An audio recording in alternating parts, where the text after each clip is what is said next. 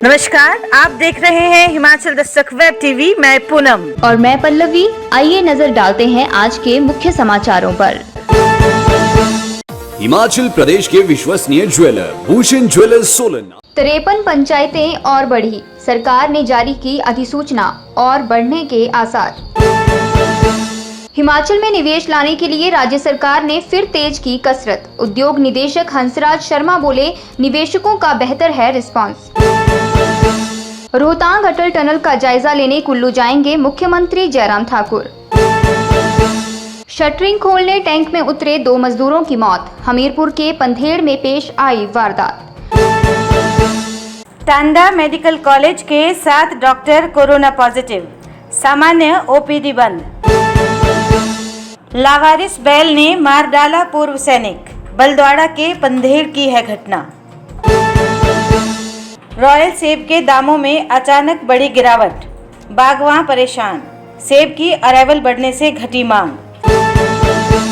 होली में अब बेतरतीब खड़े नहीं होंगे वाहन, विधायक जियालाल कपूर ने सार्वजनिक पार्किंग का किया शिलान्यास। CNN की रिपोर्ट में भाजपा भ्रष्ट पार्टी, प्रदेश कांग्रेस उपाध्यक्ष मुसाफिर ने बोला हमला।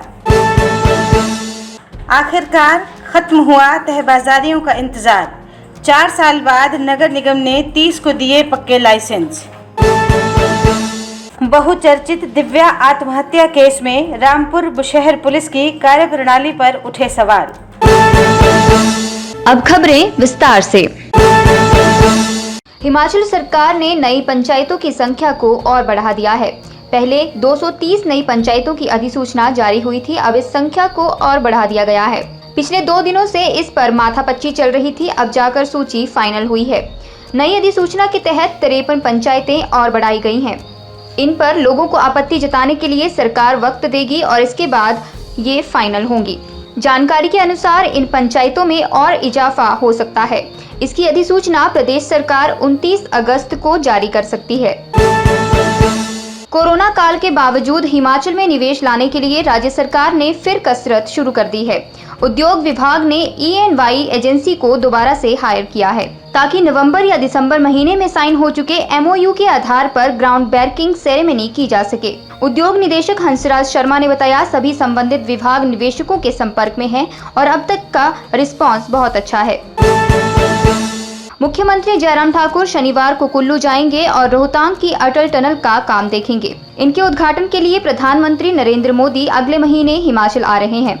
मुख्यमंत्री शिमला से हेलीकॉप्टर से कुल्लू जाएंगे और सुबह से लेकर दोपहर का टनल के दोनों सिरों का विजिट करेंगे। इसके बाद वह सेना और BRO के साथ बचे हुए काम को पूरा करने पर भी बैठक करेंगे।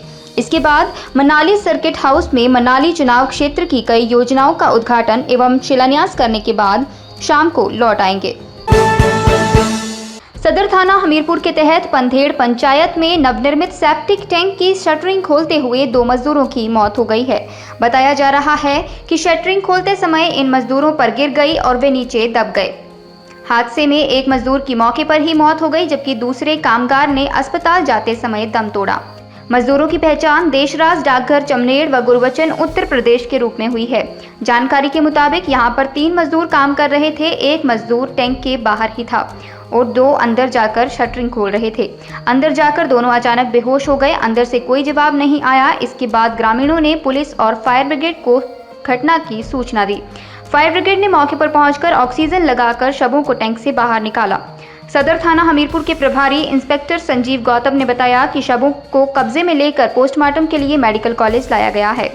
मौत के कारणों का अभी तक पता नहीं चल सका है। पोस्टमार्टम के बाद ही मौत के कारण स्पष्ट होंगे। टांडा मेडिकल कॉलेज के एक ही डिपार्टमेंट के 7 डॉक्टर कोरोना पॉजिटिव आने के बाद doctor Rajendra Prasad medical college Tanda में अब सभी रूटीन OPD कुछ समय के लिए बंद कर दी गई हैं। अब OPD में केवल इमरजेंसी में व रेफर होकर आने वाले मरीजों की ही जांच की जाएगी। OPD बंद करने के पीछे के कारणों के बारे में बताया जा रहा है कि कोई चिकित्सक कोरोना पॉजिटिव की चपेट में न आ जाए। इस समय टांडा मेडिकल कॉलेज के एक ही डिपार्टमेंट के 7 डॉक्टर कोरोना पॉजिटिव आने के बाद क्वारंटीन किए गए हैं। इसी कारण कुछ दिनों के लिए मेडिकल कॉलेज में OPD बंद की गई है। हिमाचल के अधिकतर क्षेत्रों में लावारिस पशुओं के चलते किसान खासे परेशान हैं, लेकिन अब ये लावारिस पशु फसलों को चट करने के साथ साथ जान के भी दुश्मन बन गए हैं। ऐसा ही एक मामला जिला मंडी के बलद्वाड़ा में पेश आया है। जानकारी के अनुसार एक लावारिस बैल ने एक ग्रामीण की जान ले ली। हुआ यूं कि बलद्वाड़ा पंचायत के पध्यान के 35 वर्षीय राजेंद्र कुमार वीरवार को जाहू से अपने घर की ओर आ रहे थे तो बेतेल चौराहे में एक लावारिस बैल ने उन्हें टक्कर मार दी। घायल अवस्था में उन्हें बलद्वाड़ा अस्पताल लाया गया, जहां डॉक्टरों ने राजेंद्र को मृत घोषित कर दिया। बताया जा रहा है कि राजेंद्र कुमार पूर्व सैनिक था। लावारिस बैल के इस जानलेवा हमले से क्षेत्र के लोगों में दहशत का माहौल है। हिमाचल प्रदेश की मंडियों में शुक्रवार को सेब के दामों में अचानक गिरावट आ गई। अचानक आई गिरावट ने बागवानों को परेशान कर दिया है। बताया जा रहा है कि सेब के दामों में एकदम से 500 रुपए तक की गिरावट आई है। इससे पहले जहां सेब की रॉयल किस्म को 2000 रुपए से 3000 रुपए तक के दाम मिल रहे थे, तो वहीं अब रॉयल सेब 1800 रुपए से 2500 रुपए तक बिक रहा है। जानकारों का कहना है कि देश की बड़ी मंडियों में पर्याप्त मात्रा में सेब पहुंच चुका है, जिसके कारण सेब के दामों में गिरावट आई है। वहीं प्रदेश की मंडियों में भी सेब की अराइवल बढ़ने के कारण दामों में गिरावट देखने को मिली है। उन्होंने बताया कि इससे पहले मंडियों में काफी कम सेब आ रहा था, जबकि देश की अन्य मंडियों में कम मात्रा में सेब पहुंच रहा था। इसके कारण सेब के दाम बागवानों को अच्छे मिल रहे थे। भरमौर उपमंडल की उप तहसील होली में विधायक जियालाल कपूर ने 10 लाख से निर्मित होने वाली सार्वजनिक पार्किंग स्थल की आधारशिला रखी। इस मौके पर उन्होंने कहा कि इस पार्किंग स्थल के ऊपर दुकानों का भी निर्माण किया जाएगा। विधायक कपूर ने कहा कि होली उप तहसील में सड़कों के नेटवर्क को मजबूत किया जा रहा है। इस क्षेत्र में बनने वाले विभिन्न मार्गों पर लगभग 90 करोड़ से अधिक की धनराशि निर्माण कार्यों पर व्यय की जा रही है। हिमाचल प्रदेश भाजपा में घमासान छिड़ा हुआ है। चारों तरफ भ्रष्टाचार का बोलबाला है। प्रदेश का विकास पूरी तरह से ठप पड़ गया है। सबसे दुखद तो ये है कि CNN की रिपोर्ट ने भी भाजपा को बहुत भ्रष्ट पार्टी करार दिया है। पूर्व मुख्यमंत्री शांता कुमार का बयान भी उसमें और चिंता को व्यक्त करता है। ये बात पूर्व विधानसभा अध्यक्ष एवं प्रदेश कांग्रेस कमेटी उपाध्यक्ष GR मुसाफिर ने शुक्रवार को सराहा में पत्रकार वार्ता में कही। उन्होंने कहा कि भाजपा सरकार भ्रष्टाचार चरम पर है। वन खनन भूमाफिया का बोलबाला है। प्रदेश सरकार इन पर अंकुश लगाने में नाकाम रही है।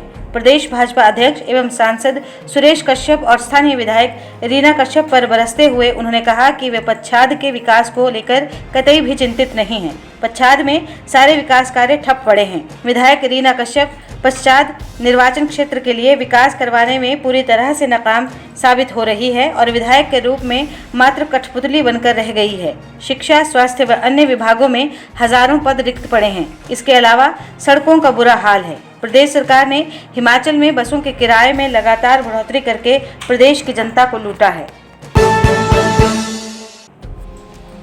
नगर निगम शिमला के तहबाजारियों को आखिर 4 साल बाद पहचान पत्र मिले। बचत भवन शिमला में शुक्रवार को नगर निगम महापौर सत्या कौंडल ने ये पहचान पत्र यानी लाइसेंस इन तहबाजारियों को दिए। पहले क्रम में अभी 30 तहबाजारियों को लाइसेंस दिए गए हैं। इसके बाद बाकी के तहबाजारियों को भी दिए जाएंगे। इस मौके पर उप महापौर शैलेंद्र चौहान, नगर निगम के संयुक्त आयुक्त अजीत भारद्वाज मौजूद रहे। वहीं मेयर सत्या कौंडल ने कहा कि ये तहबाजारियों की काफी लंबे समय से मांग थी, जो पूरी हो गई है। उन्होंने कहा कि कोरोना महामारी के चलते सोशल डिस्टेंस का पूरा ध्यान रखा गया है। मेयर ने कहा कि इस लाइसेंस यानी पहचान पत्र में तहबाजारी का नाम, उनकी फोटो लगी है। ये तहबाजारी जिस जगह बैठते हैं वहीं काम करेंगे। इससे तहबाजारियों को ये फायदा होगा, इन्हें कोई भी तंग नहीं कर पाएगा। इस पहचान पत्र के बाद इन्हें केंद्र सरकार की लोन आदि की सुविधा भी मिलेगी। इसका फायदा ये होगा कि जगह जगह लोगों को अतिक्रमण की समस्या से नहीं जूझना पड़ेगा। 9 जून को रामपुर में हुई बहुचर्चित दिव्या आत्महत्या केस में CID की जांच रिपोर्ट आने के बाद रामपुर पुलिस की कार्यप्रणाली पर सवाल उठने लगे हैं। इस मामले में पहले जांच अधिकारी DSP रामपुर की कार्यप्रणाली के खिलाफ मामला उठने पर मामला SIT व CID को सौंपा गया था। दिव्या के मामा वीरेंद्र भुल्ली ने कहा कि CID द्वारा इस मामले में अभियुक्तों के खिलाफ 2 धाराएं और जोड़ने से ये साबित हो गया है कि इस मामले में रामपुर पुलिस ने गड़बड़ की है। एक आदमी की तो जान गई और रामपुर पुलिस ने अभियुक्तों को बचाने के लिए एक बड़ा दांव खेला है। रिपोर्ट में नामजद 5 आरोपियों को रामपुर पुलिस ने खुलेआम घूमने दिया, जिससे उन्हें उच्च न्यायालय में जमानत लेने का मौका मिला है। इससे जाहिर होता है कि मामले में काफी गड़बड़ी हुई है।